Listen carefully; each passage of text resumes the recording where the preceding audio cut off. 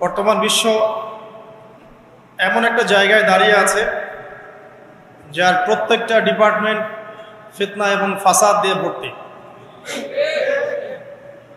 যে কোনো topic choose করেন, পরিবার, সমাজ, ধর্ম, রাজনীতি, অর্থনীতি, এমন কোনো সেক্টর নাই যেটা এখন ফিতনা এবং ফাসাদ মুক্ত।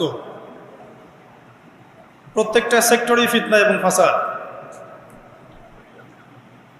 ফাসাদ ধর্মের মধ্যেও আছে, ফাসাদ আজকে পরিবারগুলোর মধ্যেও আছে, ফাসাদ এখনকার সমাজগুলোতে আছে, অর্থনীতির মধ্যে আছে এবং পলিটিক্সেও আছে।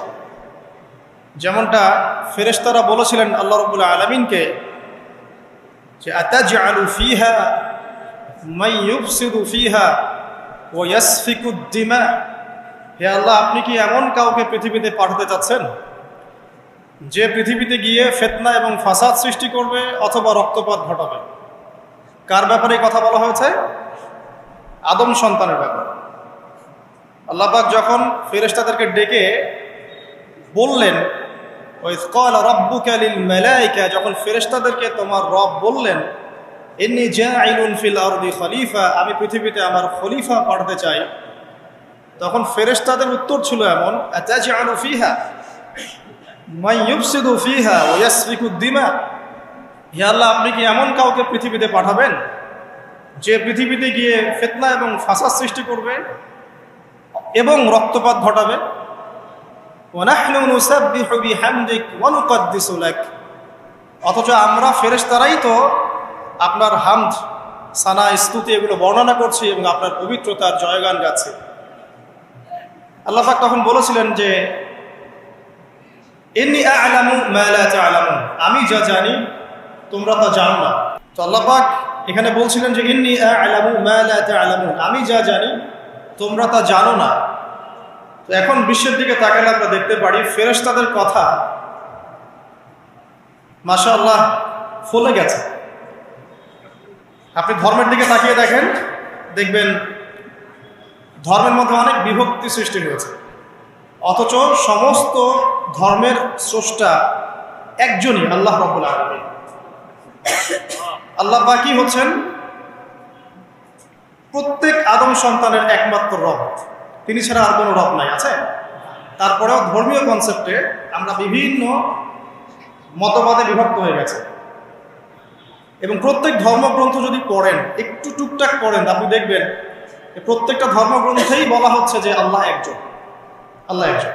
যে কোনো ধর্মগ্রন্থ হাতে নেন, দেখবেন আল্লাহ একজন। শুধু তাই নয়, বড় বড় রিলিজিয়নগুলোর রিলিজিয়াস স্ক্রিপচার্স যেগুলো আছে, ধর্মগ্রন্থ যেগুলো আছে, সেখানে মুহাম্মদ সাল্লাল্লাহু আলাইহি ওয়াসাল্লাম যে শেষ নবী সেটাও বলে দেয়া আছে।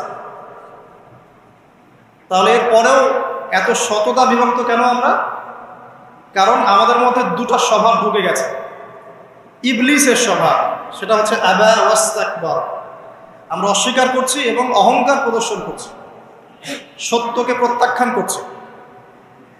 আবার মুসলিমদের মধ্যে তাকিয়ে দেখবেন এখানেও হাজারটা দলাদলি আছে, মানুষ হাজারটা দলে বিভক্ত, এক এক দলের এক এক কনসেপ্ট।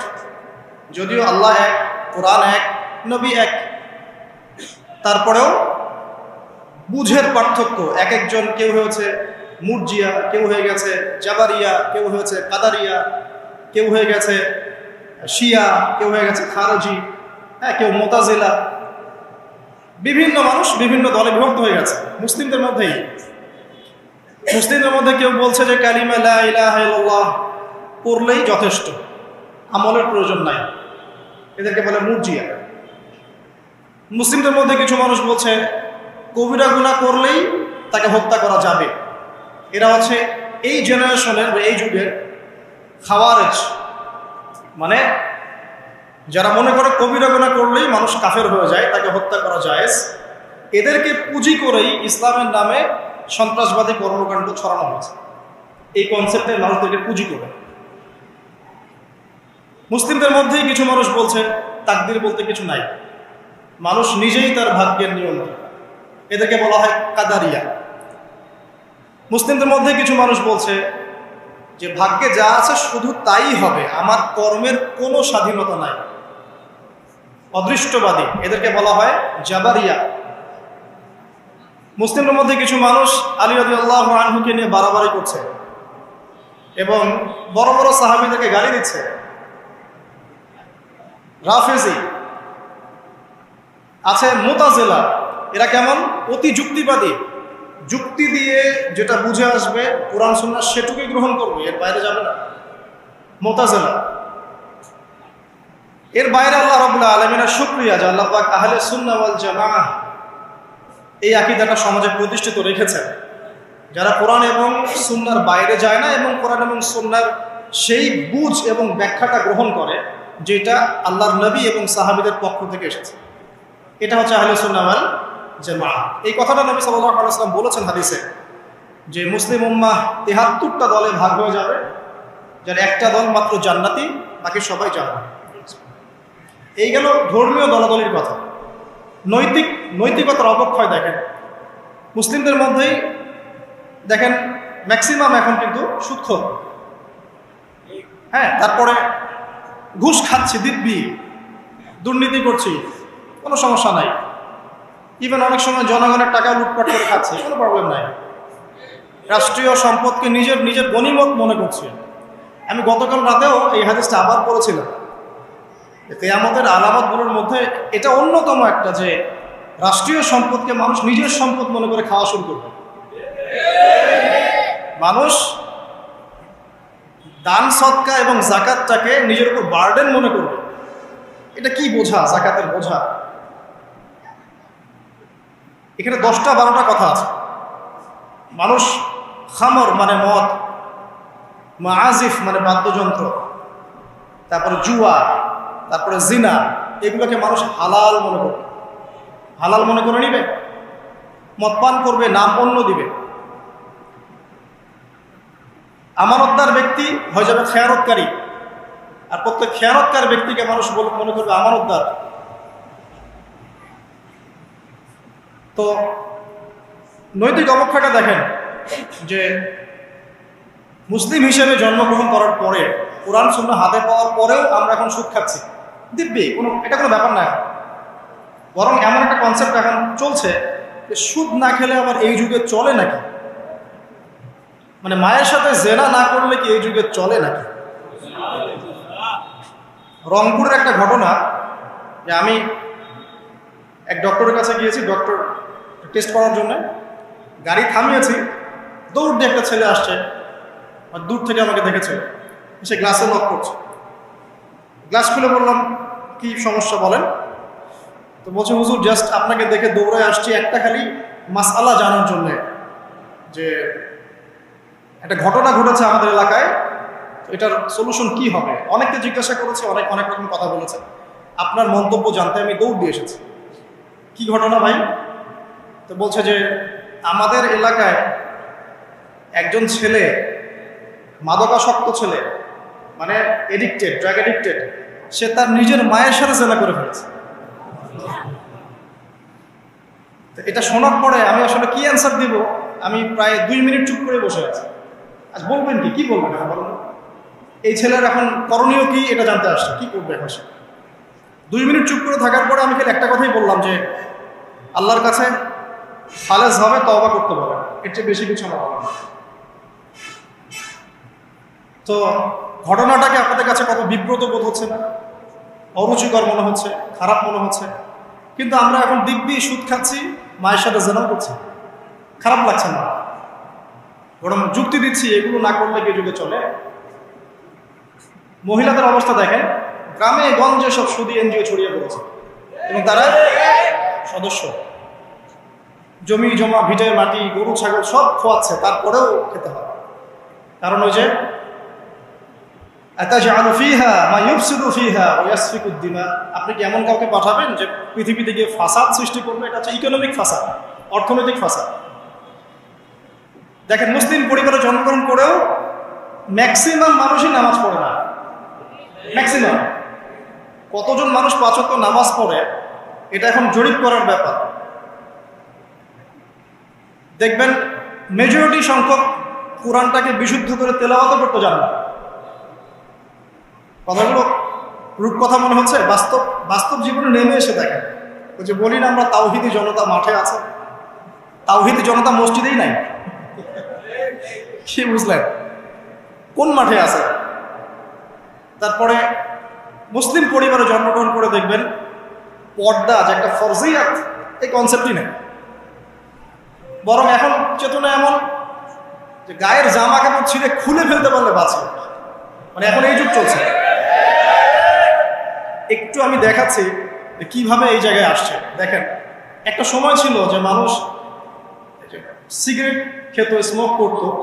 আমরা ওই জেনারেশনটা দেখেছি, স্মোক করতো চুপ চুপ চুপ করে, ওই চায়ের দোকানের কর্নারে, এই বাথরুমে ঢুকে, ওই মাঠের ওই কর্নারে গিয়ে, কেউ যেন দেখে না ফেলে।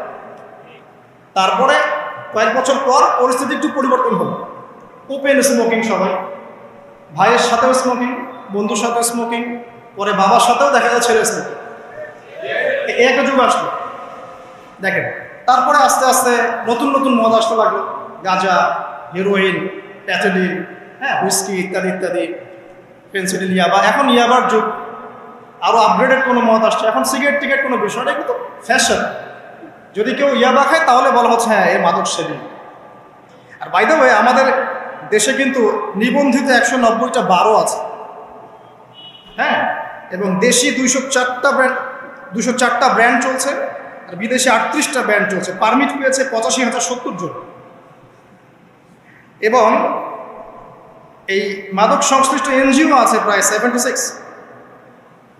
21 বছর হলে যদি কেউ পারমিটধারী হয় সে মদ খেতে পারে, খুব সমস্যা নেই, এটা নাগরিক অধিকার আপনার। আবার আশ্চর্যের ব্যাপার এটাও যে এগুলো খুলে উন্মুক্ত করার পরেও আবার মাদক নিরাময় কেন্দ্রও আছে 7টা। মানে ওভাবে খাবেন, এডিক্টেড হয়ে যখন জীবনটা নষ্ট হবে, এই 7টা নিরাময় কেন্দ্রে এসে আপনি চিকিৎসা নেবেন। এগুলো ডিপার্টমেন্ট আছে, সদর দপ্তর আছে, সব গোয়েন্দা সংস্থা আছে। এবং মাদকদ্রব্য নিয়ন্ত্রণ অধিদপ্তরও আছে। তো এটা একটা সার্কাস, মানে এই ওয়ার্ল্ডটা হচ্ছে একটা সার্কাসের যুগ। এই বিশ্বে যা হচ্ছে না, খালি চোখ দিয়ে যা দেখছেন, এর বেশিরভাগই সার্কাস। যেটা বলছিলাম, এখন ইয়াবার যুগ চলছে না। একটা সময় ছিল যখন ছেলে মেয়ে যদি অ্যাফেয়ার করতো লুকিয়ে লুকিয়ে, চিঠি দিয়ে, কেউ যেন না জানে, তাই না? ঠিক, তার মানে এগুলো পার করে আসছে, লুকিয়ে লুকিয়ে ছিল, কেউ যেন দেখে না ফেলে। কফি শপে বসলেও খুব সাবধানে, রিক্সায় বসলে কেউ যেন না দেখে। তারপরে একটা যুগ আসলো যে জানলে কোনো সমস্যা, বাসায় ওপেন, আমার গার্লফ্রেন্ড, ও আমার গার্লফ্রেন্ড, ও আমার বয়ফ্রেন্ড, আমরা বিয়ে করবো, আমরা প্রতিশ্রুতি দিয়েছি একে অপরকে, নো প্রবলেম। তারপর একটা যুগ আসলো যে যেহেতু প্রেম করছি, বিয়েই তো করতে যাচ্ছি, তো সেক্স করলে সমস্যা কোথায়? তখন আবার সেক্সুয়াল অ্যাক্টিভিটি শুরু হলো। মেয়েরা যদি বাইরে বের হতো, তাহলে যদি কোনো মেয়ের শর্ট কামিজ থাকতো বা আটোসাটো পোশাক থাকতো, সে গিল্টি ফিল করতো যে সবাই আমার দিকে তাকাচ্ছে, কেমন লাগছে। আর বেশিরভাগ মানুষ এমনটা করতো না, ওই কয়েকজন করতো। আস্তে আস্তে একটা যুগ আসলো যে না, এখন বেশিরভাগই করে, সয়ে গেল। তারপর একটা যুগ আসছে সরাসরি সেক্স, প্রেম টেম কিছুই নাই, এখন খালি সেক্স। পতিতালয়ে যাবো, সেক্স করবো, চলে আসবো। গার্লফ্রেন্ডের সাথে সম্পর্ক লাগে সেক্স, তারপরে বাজ বিচার করে দেখবো কোনটা ভালো। আর বাই দ্য ওয়ে, আমাদের দেশে 14টা পতিতালয় আছে, হ্যাঁ। আর এগুলো আমি বানিয়ে বলছি না, আপনি গুগল করলেই দেখতে পাবেন। তারপর একটা যুগ আসছে এখন যে হিজাব তো সরিয়েছি, তারপর আস্তে আস্তে ড্রেসটা একটু ছোট হলো, তারপর একটু টাইট ফিটিং, ঠিক আছে, আরেকটু শর্ট করতে করতে এখন রেভলিউশন আসছে, এটাও খুলে ফেলে দিতে। আমি আপনাকে বলে দিই হাদিস থেকে, এরপর কি হবে? ওই যে গোপনে গোপনে জেনা এবং এই যে অল্প অল্প অশ্লীলতার যুগটা থেকে যখন প্রকাশ্যে জেনা আর অশ্লীলতার সয়লাভের যুগটা আসছে এখন, এরপরে হবে কি, মানুষ রাস্তাঘাটেই জেনা করবে। রাস্তাঘাটে এইখানে কেউ সেক্স করতেছে, ওইখানে কেউ সেক্স করতেছে, ওইখানে দেখবেন, এইখানে দেখবেন। বিশ্বাস হচ্ছে না?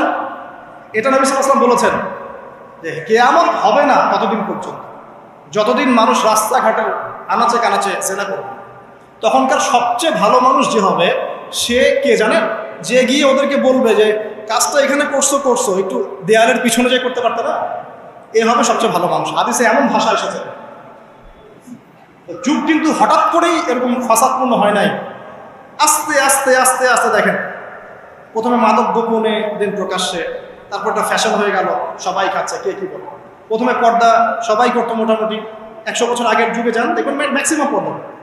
তারপরে আস্তে আস্তে রেভলিউশন, ফ্যামিনিস্ট রেভলিউশন, কাপড় ছোট হতে হতে হতে এখন বিকিনি যুগ আসতেছে, সবাই বিকিনি পরে ঘুরে। কে এগুলোর বলার আছে? আমার পোশাক আমি পরবো, আপনার বলার কি অধিকার আছে? আমার দেহ আমার সিদ্ধান্ত, আমার দেহ আমার সিদ্ধান্ত। এরপরে আসবে ওই যুগটা যখন মানুষ রাস্তাঘাটে জেনা করবে, আর আল্লাহ রাব্বুল আলামিন বলেছেন তার রাসূলের মাধ্যমে ওদের সামনে কিয়ামত হবে ইনশাআল্লাহ। মানুষ এইভাবে ফাসাদে জড়িয়েছে। মুসলিম পরিবারে জন্মগ্রহণ করার পরেও এই জিনিসগুলো অমুসলিমরা করুক, খ্রিস্টানরা করুক, বৌদ্ধরা করুক, ইহুদিরা করুক, আমাদের কিচ্ছু যায় আসে না। ওরা সারা দেশ সভ্যতা একাকার করে ফেলাক, আমাদের কিচ্ছু যায় আসে না। মুসলিম পরিবারে জন্মগ্রহণ করার পরে একটা মুসলিম ছেলে, মুসলিম মেয়ে কিভাবে দেখবেন, মুসলিম পরিবারে জন্ম নিয়েছে, নামাজ নাই, কোরআন তেলাওয়াত নাই, আল্লাহর তো জিকিরের কোনো খবরই নাই। তারপরে দিব্যি সুদ খাচ্ছে, ঘুষ খাচ্ছে, এটা ফ্যাশন। দুর্নীতি এটা কমন, সবাই করে, আমি একটু বলবো সমস্যা কোথায়। সবার ভিতরে একটা মানে আত্মিক দুর্নীতি, মানে আমাদের আত্মাটাই দুর্নীতিগ্রস্ত হয়ে গেছে। যখন একটা মানুষের আত্মা দুর্নীতিগ্রস্ত হয়ে যাবে তখন তার কাজগুলো হবে এরকম। একজন রাইটারের বই পড়ছিলাম, তিনি লিখেছেন যে এখন চলমান যে সময়টুকু চলছে এটা কিন্তু অনেক আগের বই, ওই সময়ের কথা তিনি বলছেন যে এখন যে চলমান সময় চলছে এই যুগে যদি আত্মাটাকে দেহের রূপ দেয়া যায় আর দেহটাকে আত্মার রূপ দেয়া যায় তাহলে দুর্গন্ধে কোনো মানুষ আমার কাছে আসবে না। আমি বুঝাতে পারিনি মনে হয়। আমাদের সুন্দর দেহটাকে যদি আত্মা বানিয়ে দেওয়া হয় আর আমাদের কুৎসিত আত্মাটাকে যদি দেহ বানিয়ে দেওয়া হয়, এত বিভৎস দেখাবে, সামনে কেউ যাবে না। তো যেটা বলছিলাম, ধর্ম, মুসলিমদের মধ্যেই ফাসাদ চলছে, ইকোনমিক সেক্টরে ফাসাদ, রিবা, দুর্নীতি, সুদ, ঘুষ, কমন, সবাই করছে। মুহাম্মদ সাল্লাল্লাহু আলাইহি ওয়াসাল্লামের উম্মত কিন্তু আমরা কিন্তু আল্লাহর সেই বান্দা যাদের পিতাকে আল্লাহ পাক ফেরেশতাদের সামনে সিজদা করিয়েছেন জ্ঞানের কারণে। সমাজের ক্ষেত্রে যান, দেখবেন সমাজের কাঠামোগুলো ভেঙে পড়ছে। প্রতিবেশী কে থাকে সেটাও মানুষ এখন জানে না যে আমার পাশে বসে আছেটা কে। একজন আরেকজনের উপকার করা, কাউকে ছাড় দেয়া দিন দিন কমে যাচ্ছে।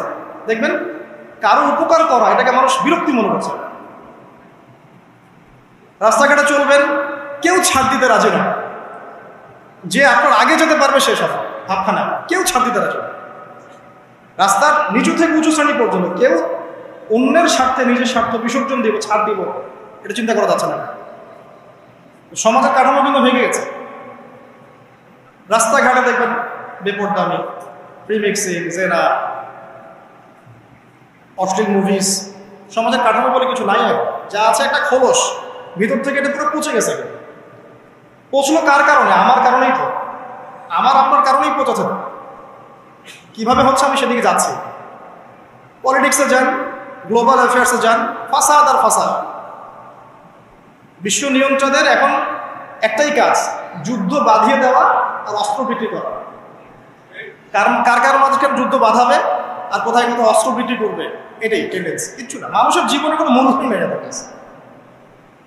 একটা বোমে যে ইয়েমেনের হাজার হাজার শিশু মারা যাচ্ছে, কোনো ফিলিংসই নেই।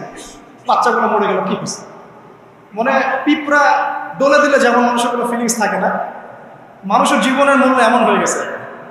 নবী সাল্লাল্লাহু আলাইহি ওয়াসাল্লাম এটা বলেছিলেন, শেষ জামানে হারাজ বেড়ে যাবে। হারাজ মানে হত্যা। কাতেল যে হত্যাকারী সে জানবে না লিমা কাতালা, কি জন্য সে হত্যা করলো। মাকতুল সে জানবে না যে লিমা কুতিল, কি জন্য তাকে হত্যা করা হলো। আর নিয়ন্ত্রণ শক্তি যারা সমস্ত বিশ্বটাকে ওদের দাসত্বের মধ্যে আনতে চায়। আর এই দাসত্বের পথে একমাত্র বাধা হচ্ছে মুসলিমরা, বাকিরা তো আর বাধা না। এই কারণে মুসলিম সমাজের মধ্যে এগুলো বেশি বেশি ছড়িয়ে দেওয়া হয়েছে, পণ, জিনা, মাদক, এটা সেটা, যাতে করে মুসলিমদের আধ্যাত্মিক যে শক্তিটা এটা না থাকে। যখন আপনার কাছে আধ্যাত্মিক কোনো শক্তি থাকবে না তখন আপনি পরাজিত। তো সুদ ছড়িয়ে দিচ্ছে সারা ওয়ার্ল্ডে। সুদ কি আর বাংলাদেশ থেকে এসেছে? সুদ পশ্চিম থেকে আসছে। পর্নোগ্রাফি কি বাংলাদেশ থেকে আসছে? পশ্চিম থেকে আসছে। পৃথিবীর প্রথম পর্ন যে মুভি, এটা তৈরি করেছে ব্রিটেন, সরি আমেরিকা। 7 মিনিটের ক্লিপস, ক্যালিফোর্নিয়া শুট করা হয়েছে, এবং তারপর আস্তে আস্তে সারা ওয়ার্ল্ডে ছড়িয়ে দেওয়া হয়। সারা বিশ্বে এই পর্নের বিজনেস হয় $97 বিলিয়ন প্রতি বছর, যার মধ্যে $12 বিলিয়ন প্রফিট করে আমেরিকা। খোলামেলা কথাগুলো, এটা ইন্ডাস্ট্রি একটা। এটা দিয়ে মুসলিম যুবকদের নৈতিক চরিত্রটাকে শেষ করে ফেলা হচ্ছে। আমাকে খুব ভালো মনে হচ্ছে, আপনাকে খুব ভালো মনে হচ্ছে, অমুক হুজুরকে খুব ভালো মনে হচ্ছে, চোখে এসব পড়ে নাই এমন একটা মানুষ খুঁজে পাওয়া যাবে না এই যুগে। এটা আমার বক্তব্য। ইল্লা মাশাআল্লাহ, ইল্লা মাশাআল্লাহ, যদি এমন কেউ থেকে থাকেন যে এইসব মানে কি বলবো ইন্টারনেট সেকশনের সাথে কোনো সম্পর্কই নাই, তার ব্যাপারটা হয়তো ভিন্ন। বাকি সবার চোখে এগুলো পড়ছে এবং এটা কমন। এবং এগুলো কিন্তু দিন দিন গ্রামে বাড়ছে বেশি। কারণ কি, শহরের মানুষ এগুলো দেখতে একটু অভ্যস্ত যে মেয়েরা এমনি হাঁটে, অমনি হাঁটে, এরকমই ড্রেস পরে। আর গ্রামে তো এইসব কম ছিল। যখন গ্রামে এই পর্ন চলে গেছে, তখন গ্রামের যুবককে ঠেকায়। এখন সে প্রতিদিন দেখা যাচ্ছে গ্রামে গঞ্জে ধর্ষণ বাড়ছে। মেয়ে ওর কাছে একটা ভোগের বস্তু, পশুত্ব আর দমন করতে পারছে না, আক্রমণ।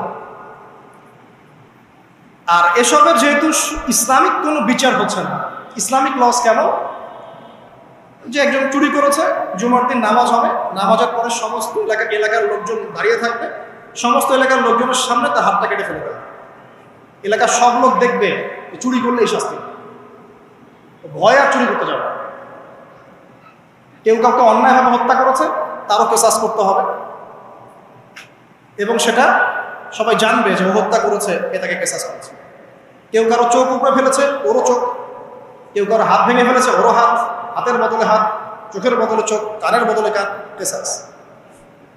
ধর্ষণ করেছে, জনসমক্ষে সবার সামনে নিয়ে এসে দেন কোর্ট বসে সাক্ষী প্রমাণ নিয়ে মৃত্যুদণ্ড। সবাই দেখবে যে মৃত্যুদণ্ড। প্রয়োজনে এই যে প্রজেক্টর লাগিয়ে দেখা, এই যে এই কাজ করেছে, এই শাস্তি। রাস্তাঘাটে ইফটিজিং হচ্ছে, মোবাইল কোর্ট থাকবে, ইফটিজিং হচ্ছে, রিপোর্ট প্রমাণ ধরা হবে, সাথে সাথে বিচার। এরকম একটা মাস করলে পরে দেখবেন অপরাধের মাত্রা বাড়ে না কমে। আল্লাহর কসম করে বলছি, এটা ইনশাআল্লাহ 80% কমে যাবে ইনশাআল্লাহ। কিন্তু এটা করলে কি হবে জানেন? ওই যে পশ্চিমে বসে আছে বিশ্ব নিয়ন্ত্রণ সংস্থা, ওরা বলবে যে এই স্টেটের দিকে নজর রাখে, এরা মৌলবাদী হয়ে যাচ্ছে, এরা সন্ত্রাসী হচ্ছে, মানবাধিকার লঙ্ঘন করছে, ইত্যাদি ইত্যাদি। অথচ তুমি মিয়া সারা বিশ্বের মধ্যে লাখ লাখ মানুষকে বোম মেরে হত্যা করে দাও, তোমার মানবাধিকার লঙ্ঘন হয় না? সবখানেই ফাঁসা। হকটাকে মানুষ বাতিল মনে করছে, বাতিলকে মানুষ হক মনে করছে। সত্যবাদী তাকে মিথ্যাবাদী বলা হচ্ছে, মিথ্যাবাদীকে সত্যবাদী বলা হয়। এখানে মুসলিমদের জীবনের মূল্য কমে গেছে। ওদিকে আর লম্বা করছি না, আমি আমার লেকচারের মূল জায়গায় আসছি। এখান থেকে আমি লেকচার একটা দিকে ফোকাস করে আমি শেষ করব। সেটা হলো, এই সমস্ত প্রবলেমসগুলো আমাদের পক্ষে সলভ করা সম্ভব নয়। সলভ করার মতো ক্ষমতা আমাদের নাই। অনেক ক্ষেত্রে আমাদের সেই জ্ঞানও নাই, এগুলো নিয়ে ভাবার সময়ও নাই। কিন্তু একটা জায়গায় আমরা ফোকাস করতে পারি, একটা জায়গায়। আজকের লেকচারের এটা সবচেয়ে মূল জায়গা। সেটা হচ্ছে আল্লাহ পাক আমাদেরকে স্ব পরিবার দিয়েছেন, তাই না? এবং এই পরিবারটা হচ্ছে একটা সমাজের গঠন একক। আমরা পড়েছি না গঠন একক? একটা জিনিস, একটা কোষ, তার মধ্যে গঠন একক আছে না, অনুপরমাণু আছে না? সমাজ হচ্ছে, সমাজের অণু বা পরমাণু হচ্ছে পরিবার। একটা সমাজে যদি 100টা পরিবার থাকে, তার মধ্যে যদি 90টা পরিবার সৎ হয়, আল্লাহ হয়, ইসলামিক অনুশাসন মেনে চলে সত্যিকার অর্থে, ইনশাআল্লাহ ওই সমাজটা কিন্তু দেখবেন 8-10টা সমাজ হচ্ছে ভালো থাকবে। আর একটা সমাজে মনে করেন 100টা পরিবার আছে, 90টাই ইসলামের বিরোধী শক্তি, ইসলামের এগেনস্টে চলে, ইসলামের কোনো পরোয়া নাই, আল্লাহ পাকের হুকুম মাহকামের 5 পয়সা পরোয়া। ওই সমাজের অবস্থা নিঃসন্দেহে দুনিয়াতে ধ্বংস হবে, আখিরাতে ধ্বংস হবে। আর এই সমাজগুলোকে নিয়েই তো একটা রাষ্ট্র হয় নাকি? আর এইভাবে রাষ্ট্র নিয়েই তো বিশ্ব। তাহলে ক্ষুদ্রতম যে জায়গাটা, সেটা কি? পরিবার। এই জায়গায় আল্লাহ পাক আপনাকে কর্তৃত্ব দিয়েছেন। এখানে কিন্তু আপনার উপর লাঠি কেউ ঘোরাচ্ছে না। আপনি অ্যাজ এ বাবা আপনি পরিবারে কর্তা, অ্যাজ এ স্বামী আপনি পরিবারে কর্তা, ভাই আপনি পরিবারে কর্তা। আমাদের প্রথম স্টার্টিংটা এই ফ্যামিলি থেকে করা উচিত। তো আল্লাহ পাক এই বিষয়ে কি বলছেন আমি একটা বলে সামনে যাই। আল্লাহ পাক সূরা তাহরিমের মধ্যে 6 নম্বর আয়াতে বলেছেন যে ইয়া আইয়ুহাল্লাযীনা আমানু, হে মুমিনগণ, আমাদেরকে আল্লাহ পাক বলছেন হে মুমিনগণ, কু আনফুসাকুম ওয়া আহলিকুম নার, তুমি নিজে জাহান্নামের আগুন থেকে বাঁচো। আগে নিজের চরকায় তুমি তেল দাও, নিজে জাহান্নামের আগুন থেকে বাঁচো। ওয়া আহলিকুম নার, তোমার যে পরিবারবর্গ আছে এদেরকে জাহান্নাম থেকে বাঁচাও। এই বাঁচানোটা কেমন দেখেন, আপনাদের বাসায় ছোট ছোট বাচ্চা কাচ্চা আছে না? আছে তো? একটা বাচ্চা যদি আগুন ধরতে যায়, ধরেন ও বোঝে না যে আগুন কেমন হবে, ছোট বাচ্চা, আল্লাহ না করে, সে ধরেন একটা কয়েল ধরতে যাচ্ছে, কয়লা ধরতে যাচ্ছে, হ্যাঁ, আগুন হাত দিতে যাচ্ছে, তো আপনি কি করবেন? আপনি তাকে সেভ করার চেষ্টা করবেন। সে যদি বলে না আমাকে ছেড়ে দাও আমি ধরবই, আপনি প্রয়োজনে একটা থাপ্পড় দিয়ে হলে ওকে সরাবেন, তাই না? এটা হচ্ছে বাঁচানো। আপনি আপনার শিশুটাকে এই যে হাতে আগুন নেওয়া থেকে বাঁচালেন। আল্লাহ পাক এটা বলছেন নিজে বাঁচো, পরিবার বর্গকেও বাঁচাও। পরিবার বর্গ যদি শুনতে না চায়, না আমি জেনা করবো না, আমি গান শুনবো না, আমি মদ খাবই, হ্যাঁ, না আমি এইটা করবো এটা করবো, যদি আপনি বুঝে থাকেন যে আপনার কথাটা হক, শাসন করে হলেও তো তাকে বারণ করতে হবে। এখানে আল্লাহ পাকের নসিহত হচ্ছে তোমরা নিজেরা জাহান্নামের আগুন থেকে বাঁচো, পরিবার বর্গকে বাঁচো। কোন জাহান্নাম থেকে বাঁচবে? আলাইহা মালাইকাতুন গিলাযুন শিদাদ, যেই জাহান্নামে কঠিন কঠিন মনের ফেরেশতারা আছে, পাষাণ মনের ফেরেশতা। আল্লাহ পাক তাদের মনের মধ্যে কোনো দয়া মায়া দেন না। আমাদের মনে দয়া মায়া আছে না? এই দয়া মায়াও আল্লাহ পাক তাদেরকে দেন না। শুধু আযাব দেওয়ার মতো শক্তি সামর্থ্য এবং কঠিন একটা মন দিয়েছে। অন্য সূরায় আছে তাদের সংখ্যা 19 জন। কতজন? 19 জন, মানে তারা দায়িত্বশীল। বাকি আর যে কত হাজার লক্ষ কোটি আছে আল্লাহ বলেন আলাইহা তিসআতা আশার, আল্লাহ পাক বলেছেন। তো আলাইহা মালাইকাতুন গিলাযুন শিদাদ লা ইয়াসুনাল্লাহা মা আমারাহুম ওয়া ইয়াফআলুনা মা ইউমারুন। আল্লাহ পাক ওই ফেরেশতাদেরকে যে আদেশ করেন সেই আদেশ পালনে তারা বিন্দু মাত্র গাফিলতি করে না। এইসব ফেরেশতা থেকে যারা জাহান্নামের প্রহরী, এই জাহান্নাম থেকে তুমি নিজে বাঁচো, তোমার পরিবারকে বাঁচো। তোমরা যারা এখনো ফ্যামিলি শুরু করো নাই, যুবকদেরকে বলছি, তাদের জন্য এই অংশটুকু বেশি বেনিফিশিয়াল হবে ইনশাআল্লাহ। তোমাদের জন্য পথ চলাটা তুলনামূলক সহজ তাদের চাইতে যারা অলরেডি ফ্যামিলি ঢুকে গেছেন এবং বিপদেও পড়ে গেছেন, বা বড় হয়ে গেছেন, দীর্ঘ সময় পর্যন্ত আপনার ইসলামের এগেনস্টে চলেছেন বা আল্লাহর হুকুম আহকামের তোয়াক্কা করেন নাই, তাদের জন্য এটা অনেক কঠিন। কিন্তু যারা এখনো ফ্যামিলি স্টার্ট করো নাই বা কেবল স্টার্ট করেছো বা করতে যাচ্ছ, তোমাদের জন্য এই অংশটুকু বেশি ইম্পর্টেন্ট। আল্লাহ পাক এখানে একটা মূলনীতি দিয়ে দিলেন, নিজে বাঁচতে হবে, পরিবারকে বাঁচাতে হবে। আর আমি আগেই বললাম পরিবার বাঁচলে সমাজ বাঁচবে, সমাজ বাঁচলে রাষ্ট্র বাঁচবে। আসেন প্রথমে আমরা দেখি যে কোরআন কি বলছে। খুব অল্প করে বলি কারণ সময়, লম্বা সময় নেওয়ার সুযোগ নাই। কোরআন কি বলছে একটু লাইভলি থাকেন। আদম এবং হাওয়া আলাইহিম আসসালাম, মনে আছে? তাদের দুইজনকে আল্লাহ পাক পৃথিবীতে নামিয়ে দিয়েছেন না? যে ভুলটা তারা করেছেন সেই ভুলের ফল তারা দুইজনের সমানভাবে শেয়ার করে নিচ্ছেন না? বুঝতে পারছেন? আল্লাহর সীমা লঙ্ঘন করার পরে তাদেরকে যে আল্লাহ পাক নামিয়ে দিলেন পৃথিবীতে, এখন এই যে লম্বা সময় তাদেরকে পৃথিবীতে থাকতে হবে, পৃথিবীর এইসব ভোগান্তি পোহাতে হবে, হ্যাঁ, জান্নাতের সেই নাজ নেয়ামত থাকছে না, এই যে কষ্টের পথ চলা, এই পথ চলাতে কি স্বামী স্ত্রী একসাথে না? এভাবে যদি পরিবারের স্বামী এবং স্ত্রীরা তাদের জীবনের উদ্দেশ্যটা ফিক্স করতে পারে এবং সমস্ত বাধা বিপত্তিকে হাসি মুখে একসাথে ডিঙাতে পারে, পরিবারে শান্তি আছে। যদি না পারে তাহলে বুঝবেন যে সে আদর্শ স্বামী ছিল না অথবা সে আদর্শ স্ত্রী ছিল না। এখান থেকে শিক্ষা হচ্ছে দুইজনের জীবনের উদ্দেশ্য একই রকম হতে হবে, দুইজনের লাইফের মিশন সেম হতে হবে, তখন আপনি পরিবারের শান্তি পাবেন। যদি না হয় তাহলে আপনি বিয়ের মধ্যে ভুল করেছেন। অতএব এই জায়গায় নসিহতটা প্রথম নেন। তারপরে চলে আসেন নূহ আলাইহিস সালাম, মনে আছে না? তার একজন ছেলে ছিল, সে কি মুমিন ছিল? করেন নাই? সে কিন্তু মুমিন ছিল না, সে অস্বীকারী ছিল। তার নূহ আলাইহিস সালামের স্ত্রী, সে কি মুসলিম ছিল? চিন্তা করতে পারেন, একজন নবীর স্ত্রী মুসলিম নন, একজন নবীর ছেলে তিনি আল্লাহর আদেশের পরোয়া করছেন না? আল্লাহ বলছেন লাইসা মিন আহলিক, এই ছেলে তোমার পরিবারের কেউ না। নূহ আলাইহিস সালাম বলছেন, হে আল্লাহ, সে আমার পরিবারের একজন, তাকে ক্ষমা করে দাও। আল্লাহ বলছেন লাইসা মিন আহলিক, সে তোমার পরিবারের কেউ না। নবী পরিবারের সদস্য হওয়া সত্ত্বেও লূত আলাইহিস সালামের স্ত্রী, সে কি জান্নাতে না জাহান্নামে?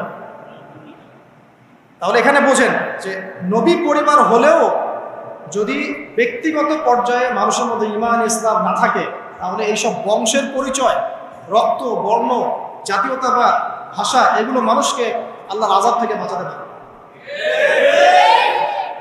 নবীর পরিবারের সদস্য হওয়া সত্ত্বেও তারা জাহান্নামে যাচ্ছে, শ্রদ্ধাহারি করে। তাহলে আমাদের কাজ কি? নিজের চটকাটা তেল দেওয়া। আমি কত বড় আলেমের ছেলে, আমি কত বড় দায়ীর স্ত্রী, আমি কত বড় মুফাসসির মুহাদ্দিসের সন্তান, ভাই, এসবের কোনো মূল্য নাই। নিজে আমি ভালো কিনা, নিজে প্রকৃত মুসলিম মুমিন কিনা, এটার মূল্য আছে। এই কারণেই হয়তো আমাদের নবী সাল্লাল্লাহু আলাইহি ওয়াসাল্লাম তার মেয়ে ফাতিমা রাদিয়াল্লাহু আনহাকে বলছেন, হে ফাতিমা, হে আমার কলিজার টুকরা মেয়ে, হে আমার কলিজার টুকরা মেয়ে, তুমি শোনো, পৃথিবীতে আমার কাছে যা চাওয়ার তুমি চেয়ে নাও, পরকালে আমি তোমার কোনো হেল্প করতে পারছি না। অথচ আমরা জানি নবী সাল্লাল্লাহু আলাইহি ওয়াসাল্লাম সবার জন্য কি করবেন? সুপারিশ করবেন, সেটা অন্য বিষয়। তোমাকে তোমার হিসাব একাই দিতে হবে, নবী সাল্লাল্লাহু আলাইহি ওয়াসাল্লাম এটা বলেছেন। একদিন তিনি বাসায় ঢুকলেন, দেখছেন আয়েশা রাদিয়াল্লাহু আনহা কান্নাকাটি করছে। আয়েশা বলে রাখি, আয়েশা রাদিয়াল্লাহু আনহা সম্পর্কে আমাদের নবীজি বলেছেন, তাকে প্রশ্ন করা হচ্ছে, আপনি পৃথিবীতে সবচেয়ে বেশি কাকে ভালোবাসেন? তিনি বলছেন আয়েশাকে। তারপরে কাকে ভালোবাসেন? আবু বকর। তারপর কাকে ভালোবাসেন? ওমর। কথা বুঝতে পারছেন? সেই আয়েশা রাদিয়াল্লাহু আনহা বাসায় কান্নাকাটি করছেন।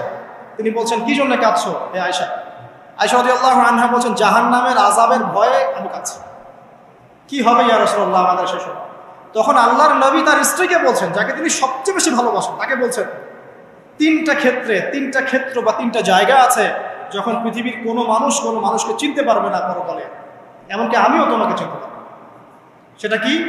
যখন এই যে মিজানের পাল্লাটা দাঁড় করা, যে এটা ভারী হচ্ছে না হালকা হচ্ছে, এই সময় কেউ কাউকে চিনবে না, কারো কথা কারো মনে থাকবে না।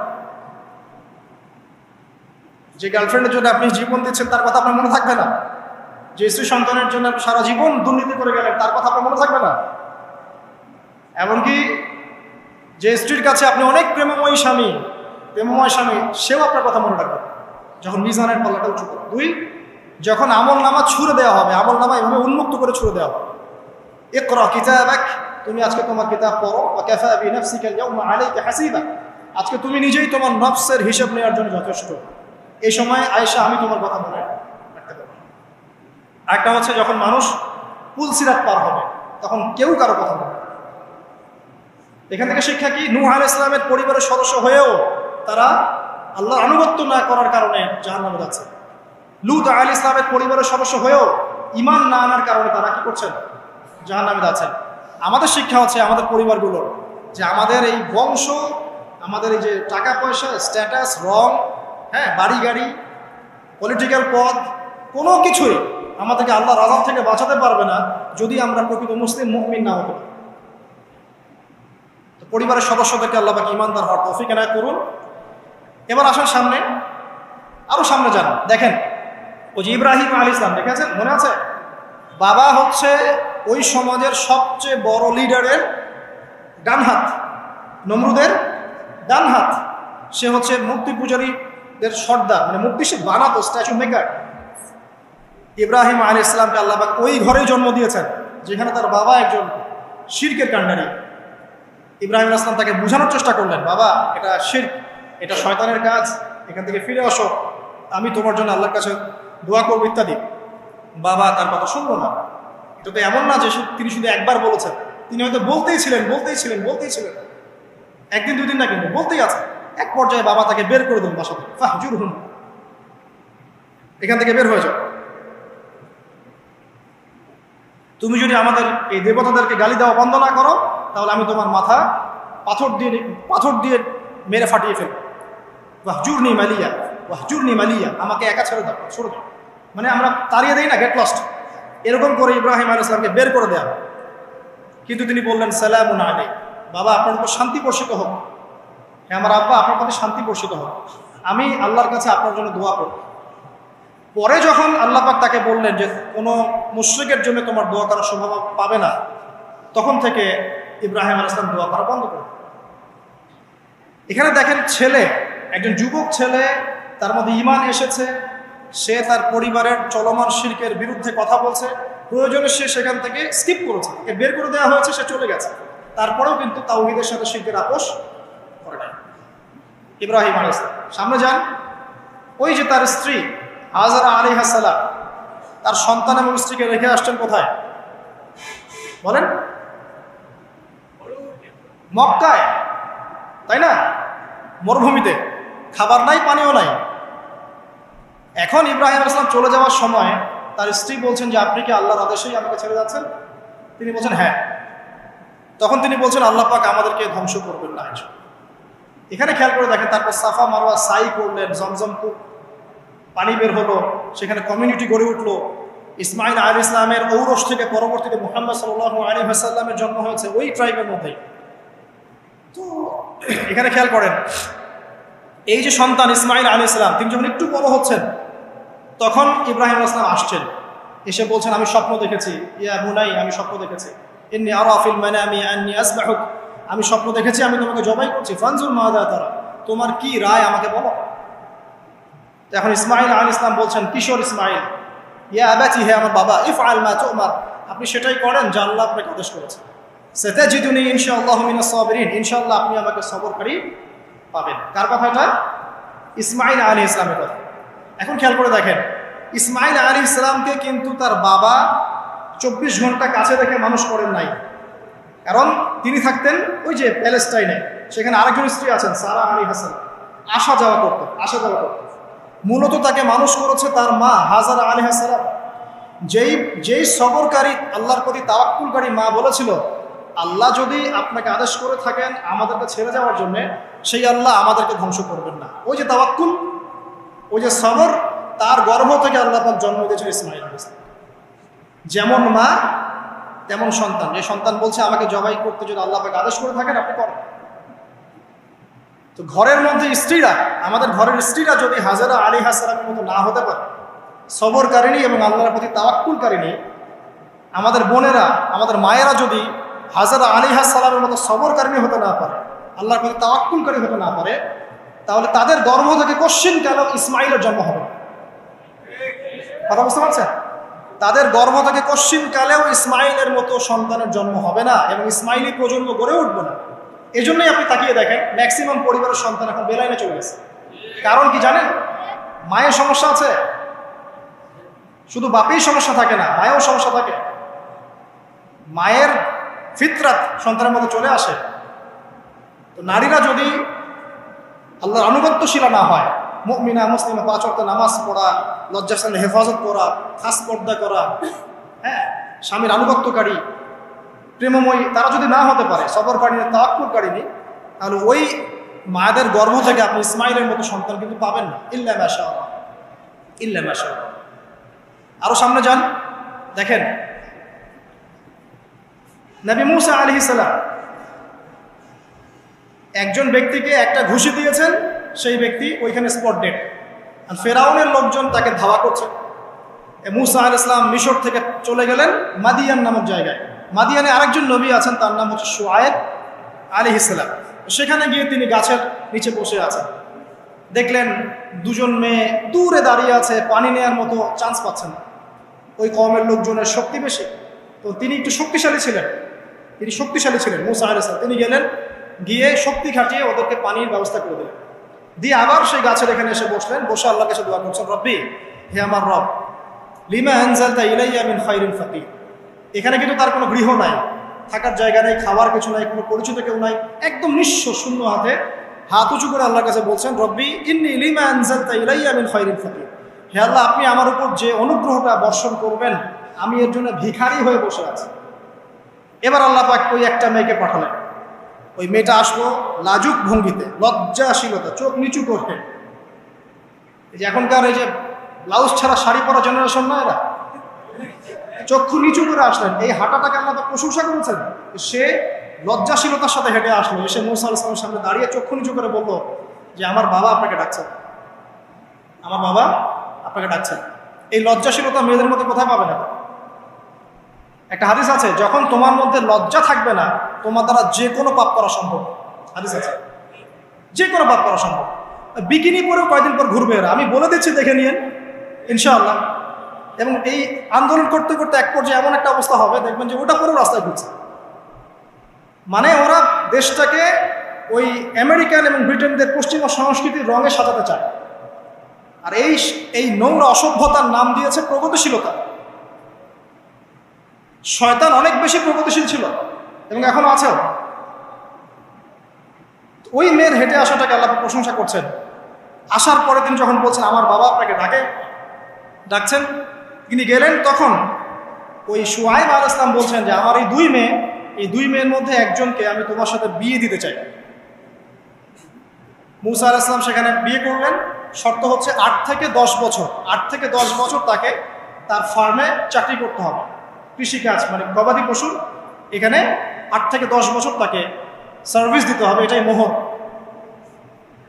তো এটা আমি এখন বুঝি যে মূসা আলাইহিস সালামকে আল্লাহ পাক এই যে রাখালের কাজ করেছেন কেন জানেন? কারণ এই কাজগুলো মানুষের ধৈর্য বাড়ায়। মূসা আলাইহিস সালামকে পরে আল্লাহ পাক বড় একটা দায়িত্ব দিবেন, এই কারণে তাকে ট্রেনিং দিচ্ছেন এখানে।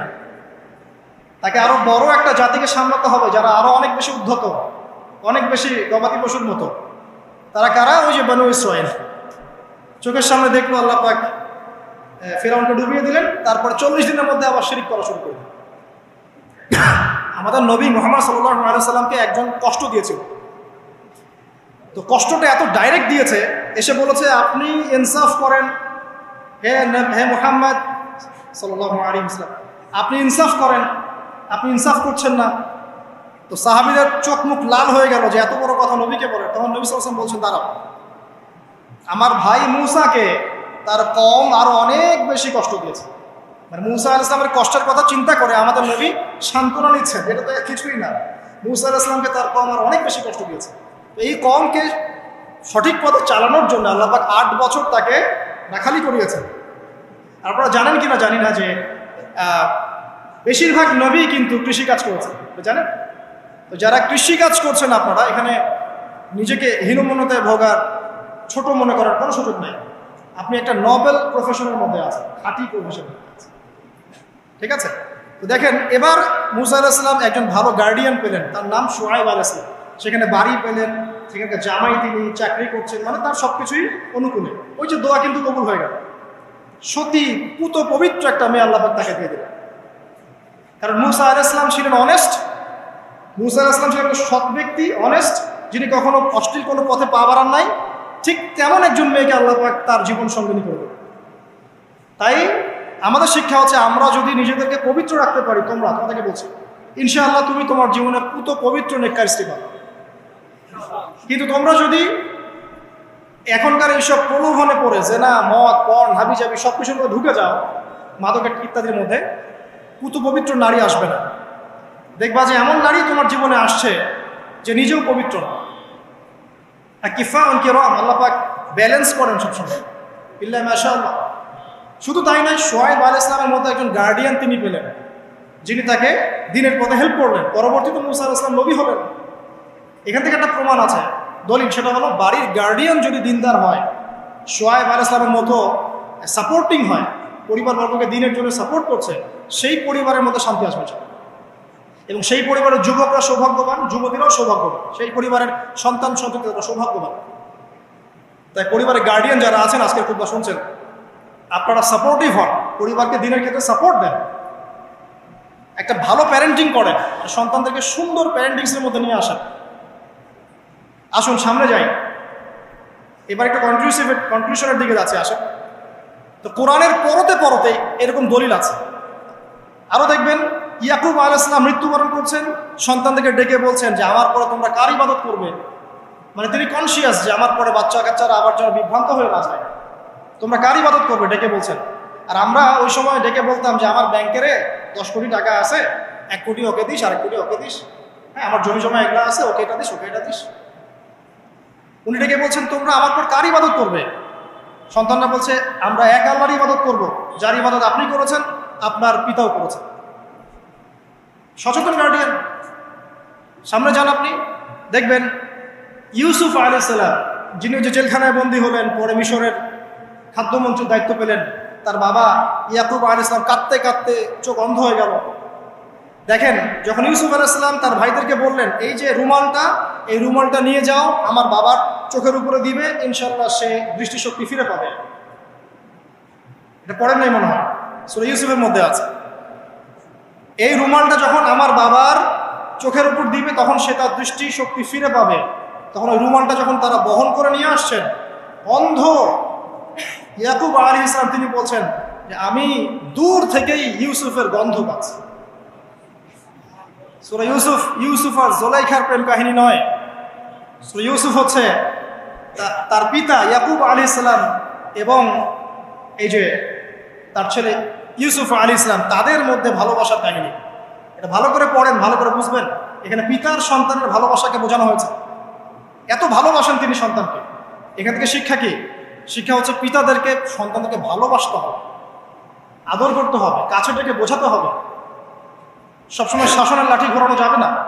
সন্তান যদি হোঁচট খায়, তার হাতটা ধরতে হবে, ধরে বলবে বাবা কি হয়েছে, আমি তো তোমার সাথে আছি। মা কি হয়েছে, হতাশ কেন হচ্ছে, আমি তোমার সাথে আছি। একটা রেজাল্ট খারাপ হচ্ছে তো কি হয়েছে, আমি তোমার সাথে আছি। বাবা নামাজ পড়ো, বাবা কোরআন তেলাওয়াত করো, আল্লাহকে ডাকো, আল্লাহ তোমার সাথে আছে। ওকে কনফিডেন্স দিতে হবে। যখন পিছন থেকে সন্তানরা কনফিডেন্স পাবে, এই সন্তানরা বড় হয়ে আত্মবিশ্বাসী হবে। আর পিছন থেকে যখন আপনি তাকে সবসময় শাসন করতে থাকবেন, জুলুম করতে থাকবেন, এ বড় হয়ে আপনাকে বৃদ্ধাশ্রমে পাঠাবে, তো কোথায় পাঠাবে? সন্তানকে ভালোবাসতে হবে। এটা বলে রাখি, এখানে দেশে আবার 30টা বৃদ্ধাশ্রমও আছে। ইসলামে বৃদ্ধাশ্রমের কোনো জায়গা নাই। আর এখন আমি চলমান একটা পত্রিকা রিপোর্ট দেখলাম গুগলে, নাম করা পত্রিকা, নাম বলছি না। তারা বলছে এখন বৃদ্ধাশ্রম সময়ের দাবি। বৃদ্ধাশ্রম এখন সময়ের দাবি, নাউজুবিল্লাহ। আর ইসলাম বলছে সবচেয়ে সেরা অধিকার দিবে মাকে, তারপরে মাকে, তারপরে মাকে, তারপর বাবাকে। মায়ের পায়ের নিচে জান্নাত, বাবার সন্তুষ্টিতে আল্লাহর সন্তুষ্টি, এগুলো ইসলাম বলছে। আর এখনকার সভ্যতা আমাদেরকে বলছে যে বৃদ্ধাশ্রম এখন সময়ের দাবি। ইউসুফ আলাইহিস সালামকে যেভাবে ভালোবাসতেন তার বাবা, সন্তানকে ভালোবাসো। আমাদের নবী মুহাম্মদ সাল্লাল্লাহু আলাইহি ওয়াসাল্লাম মানুষকে যত ভালোবাসতেন, এর কারণ কি জানেন? ছোটবেলা থেকেই তাকে খুব ভালোবাসা দিয়ে মানুষ করা হয়েছে। তার মা তাকে ভালোবাসতেন, তার দুধ মা তাকে ভালোবাসতেন, তার দাদা আব্দুল মুত্তালিব তাকে সাথে করে নিয়ে ঘুরতেন, কাবার সামনে বসাতেন, বসিয়ে বলতেন তার নাম হচ্ছে মুহাম্মদ, প্রশংসিত। এই নামটা তখন আরবে কেউ রাখতো না। আমার এই নাতি, আমার এই ছেলের ছেলে ইনশাআল্লাহ এ বড় হয়ে নেতা হবে, এই কথা বলতেন। তাকে আত্মবিশ্বাস দিতেন। এমনকি তার দাদার ইন্তেকালের পর তার চাচা আবু তালেব মুসলিম না হয়েও সুদীর্ঘ সময় পর্যন্ত ভাতিজাকে সাপোর্ট দিয়েছেন। এই সাপোর্ট দেয়, কনফিডেন্স, এগুলো খুব ইম্পর্টেন্ট। এগুলোর ঘাটতি যখন হবে, তখন এই যুব সমাজ পরিবারের সদস্যরা ফেড আপ হয়ে যাবে, মানসিক কষ্টে ভুগবে, মাদকের কাছে যাবে, অন্য একটা মেয়ের কাছে যাবে, পণে যাবে, আপনার মিউজিক্যাল ইনস্ট্রুমেন্টের কাছে যাবে। ঠিক আছে, আমরা শেষ করছি।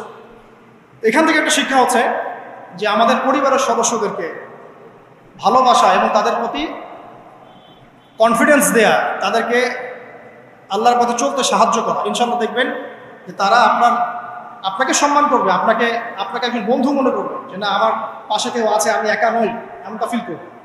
এটা খুব ইম্পর্টেন্ট। শেষ করার আগে এই যে কোরআনিক কিছু আমি জাস্ট এক্সাম্পল দিলাম, বিচ্ছিন্ন এক্সাম্পল যে কোরআনে এইভাবে আসে। এছাড়া লোকমান আলাইহিস সালামের ঘটনায় আপনি পাবেন। লোকমানের মধ্যে সন্তানকে ডেকে কত নসিহত করছে, বাবা শিরিক করো না, সৎ কাজে আদেশ করো, অসৎ কাজে নিষেধ করো, পিতামাতার খেদমত করো। আর আমরা বাচ্চাদেরকে কি শিখাই?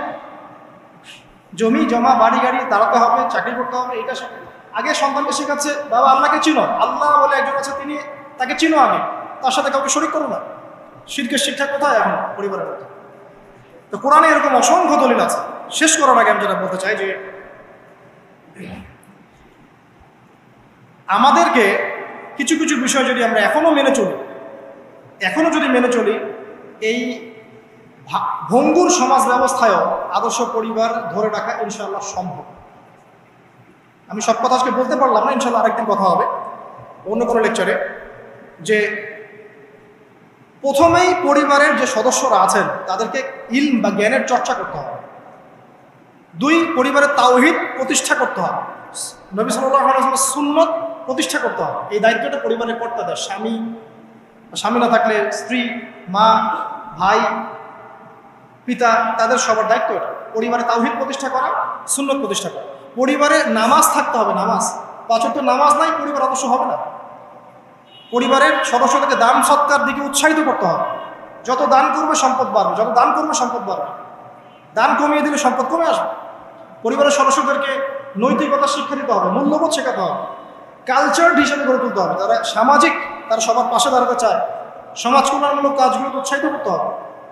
পরিবারের সদস্যদেরকে বুস্ট আপ করতে হবে, পিছন থেকে তাদেরকে আত্মবিশ্বাস দিতে হবে যে আমরা আছি তোমার সাথে, তুমি তোমার প্রতিভা অনুযায়ী সামনে যাও। যার যেখানে প্রতিভা সেখানে তাকে আত্মবিশ্বাস দিতে হবে। হ্যাঁ, তুমি লিখতে পারো, ভালো লিখো বাবা, তোমাকে টাকা পয়সার ফিকির করতে হবে না, তোমাকে জব ক্যারিয়ারের চিন্তা করতে হবে না, তোমাকে আল্লাহ পাক লিখার ক্ষমতা দিয়েছেন, লিখো, আল্লাহ ওখানেই রিজিক দেবেন ইনশাআল্লাহ। তুমি বলো, তোমাকে বলার ক্ষমতা আল্লাহ পাক দিয়েছেন, তুমি ভালো করে বলো। তুমি বিজ্ঞান ভালো পারো, বিজ্ঞান নিয়ে গবেষণা করো। তুমি ভালো খেলো, ভালো করে খেলো। মানে আপনাকে ওর প্রতিভা অনুযায়ী আপনাকে বুস্ট আপ করতে হবে, ইসলামিক রুলস মেনেই। 5 বাসায় পর্দার বিধান চালু করতে হবে যাদের মধ্যে নাই, এটাকে শক্ত করে ধরতে হবে, হেলায় ফেলায় ছেড়ে দেওয়া যাবে না। বাসার মধ্যে অপসংস্কৃতি যেগুলো আছে, বাইরের কালচার যেগুলো ঢোকে, এগুলো রাস্তা বন্ধ করতে হবে। ইন্টারনেট সেকশনগুলোকে লিমিটেড করতে হবে। এবং যা দেখবেন সবাই একসাথে দেখবেন, ড্রয়িং রুমে বসে। স্মার্টফোন এত অ্যাভেলেবেল করে দিবেন না। এমনও কান্ট্রি আছে 18 বছর না হলে কেউ ফোন ইউজ করতে পারে না, আর আমাদের জন্মের পর থেকেই ফোন। বাচ্চার ওই ফোনটা দেওয়া মানে তার মস্তিষ্ক ড্যামেজ, শেষ। দেখেন আপনি ফোনের কারণে যে কত পাপ করতেছে আল্লাহ। এবং ফোনকে আমরা এখন আর কন্ট্রোল করছি না, ফোনই আমাদেরকে কন্ট্রোল করছে। এগুলো বন্ধ করতে হবে। বাসার সদস্যদের খাওয়া দাওয়ার দিকে ফোকাস করতে হবে, তারা কি খাচ্ছে, কেমন খাবার খাচ্ছে, ফ্রেশ ফুডের ব্যবস্থা করতে হবে। কালচার কথা বলতে হবে, সুন্দর করে কথা বলতে হবে তাদের সাথে। ঝগড়াঝাটি এগুলো দেখে যখন তারা অভ্যস্ত হয়ে যাবে তখন তো নৈতিকতার অবক্ষা ঘটবেই। আরও কিছু বিষয় আছে, যেমন পরিবারে হৃদ্যতা, ভালোবাসা পিতামাতার মধ্যে আছে কিনা, স্বামী স্ত্রীর মধ্যে আছে কিনা, এই বিষয়টা যেন ছোটদেরকে ইফেক্ট না করে খেয়াল রাখতে হবে। এভাবে যখন ইফেক্টিভ প্যারেন্টিং আসবে, পরিবার রিজিক হালাল, সলাত আছে, কোরআন আছে, জিকির আছে, তারা সমাজ কল্যাণমূলক কাজ করছে, ইসলামিক কমিউনিটির মধ্যে আছে, হ্যাঁ, সবার সাথে একটা হৃদ্যতাপূর্ণ সম্পর্ক আছে, তখন দেখবেন এই পরিবারের সন্তানরা ইনশাআল্লাহ পরবর্তীতে গিয়ে ভালো কিছু করবে। এই পরিবারের মেয়েরা ইনশাআল্লাহ শালীন হবে, এবং তারা যখন অন্য কোনো ঘরে যাবে ওই পরিবারও ঠিক থাকবে। তো দিনের জ্ঞান, আমল, হালাল রিজিক, সুন্দর প্যারেন্টিংস, এগুলোর মধ্য দিয়ে আমরা আদর্শ পরিবার গড়তে পারবো ইনশাআল্লাহ। আল্লাহ পাক আমাদের সবাইকে তৌফিক এনায়েত করুন। আমি লেকচারটা এখানে শেষ করছি। তো শেষ করার আগে আমি জাস্ট একটা বই সাজেস্ট করবো আপনাদেরকে। আমার হাতে একটা বই আছে, ইনশাআল্লাহ পরবর্তীতে কোনো এক জুমায় বা কোনো একটা সেমিনারে ইনশাআল্লাহ শুধুমাত্র এই বইটার উপরে আমি আলাদা একটা স্বতন্ত্র লেকচার বা সেমিনারের আয়োজন করবো ইনশাআল্লাহ। বইটার নাম হচ্ছে প্যারেন্টিং, জাস্ট সন্তান প্রতিপালন। জাস্ট দেখাচ্ছি বইটা, জাস্ট সন্তান প্রতিপালন, প্যারেন্টিং। এটা টোটালি ইসলামিক বই। আমি এমন করে বলছি যে এটা ইসলামিক মূলনীতি এখানে একপেশেভাবে উপস্থাপন করা হয়েছে এমন নয় বিষয়টা, কারণ সমস্ত পরিবেশ পরিস্থিতি সাথে মিলিয়ে এ যুগে কীভাবে আপনি একজন সফল পিতা হবেন, সফল মা হবেন, সন্তানকে কীভাবে প্রতিপালন করবেন, এই বিষয়গুলো এখানে সুন্দর করে দেওয়া আছে।